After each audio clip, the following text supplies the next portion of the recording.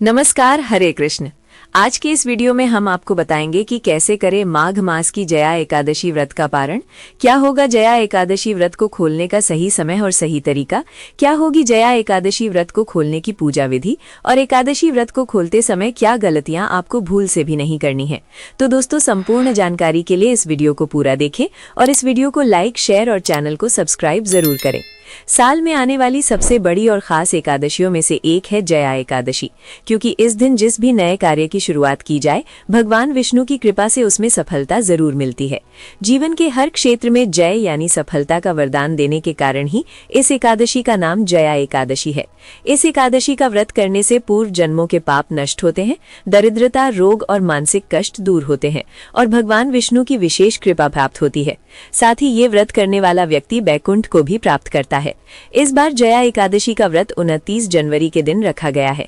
इस बार ये एकादशी की तिथि समाप्त हो रही है 29 जनवरी 2026 गुरुवार को दोपहर 1:55 पर।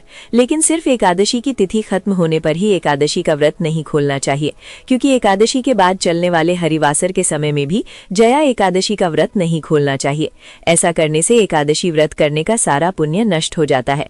इस बार हरिवासर का समय समाप्त होगा 29 जनवरी 2026 गुरुवार को शाम 7:14 पर। यानी आपको 29 जनवरी को शाम 5:15 तक भी अपना जया एकादशी का व्रत नहीं खोलना है। सिर्फ द्वादशी की तिथि में ही एकादशी का व्रत खोला जा सकता है। जया एकादशी के बाद द्वादशी तिथि आरंभ हो रही है 29 जनवरी 2026 गुरुवार को दोपहर 1:56 से और द्वादशी तिथि समाप्त हो रही है 30 जनवरी 2026 शुक्रवार को सुबह 11:09 पर। आइए अब जानते हैं 30 जनवरी को द्वादशी के दिन पड़ने वाले सभी शुभ और अशुभ मुहूर्तों के बारे में, ताकि आप गलत मुहूर्त में अपना जया एकादशी का व्रत न खोल लें। 30 जनवरी को ब्रह्म मुहूर्त सुबह 5:35 से सुबह 6:23 तक रहेगा। सूर्योदय सुबह 7:11 पर और सूर्यास्त शाम 6:08 पर होगा। इस दिन द्वादशी की प्रातःकाल की पूजा का शुभ मुहूर्त सुबह 5:51 से सुबह 7:10 तक रहने वाला है। इस दिन द्वादशी की सायंकाल की पूजा का शुभ मुहूर्त शाम 5:18 से शाम 5:56 तक रहेगा। साथ ही इस दिन अशुभ राहुकाल सुबह 10:30 से दोपहर 12 बजे तक रहने वाला है।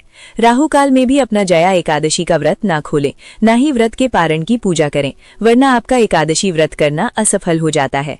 आइए अब जानते हैं जया एकादशी व्रत को खोलने का शुभ समय और मुहूर्त।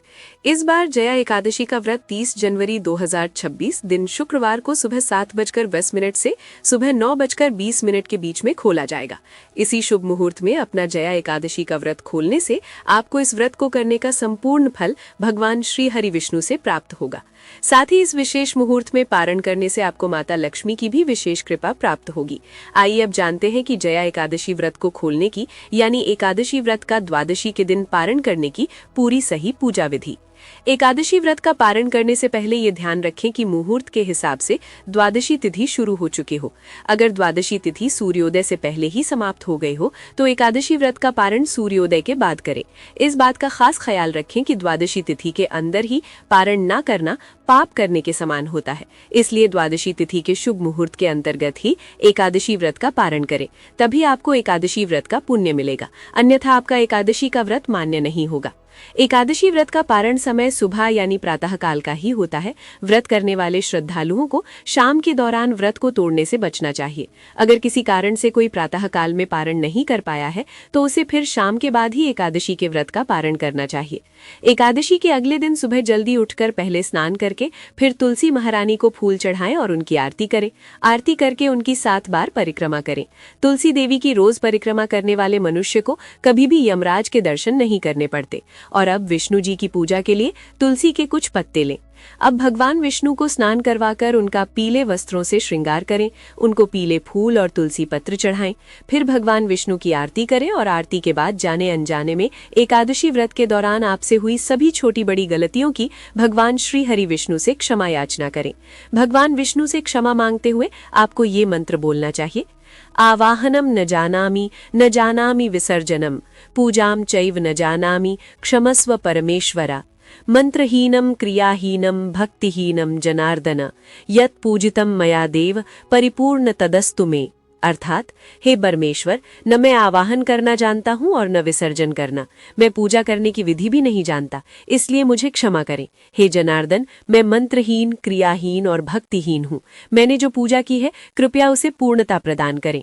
इस मंत्र को अपनी पूजा खत्म होने के बाद आपको 7 बार बोलना चाहिए। इसके बाद भगवान विष्णु से ये एकादशी व्रत स्वीकार करने की प्रार्थना करें।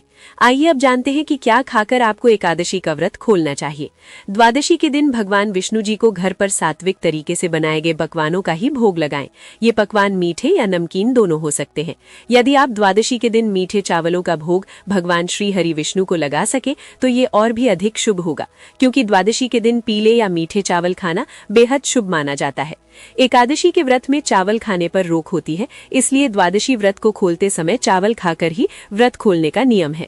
मान्यता है कि एकादशी के दिन चावल खाने से शरीर छोड़ने के बाद वो मनुष्य रेंगने वाले जीवों के रूप में जन्म लेता है, लेकिन द्वादशी को चावल खाकर एकादशी व्रत को खोलने वाला मनुष्य मोक्ष को प्राप्त करता है।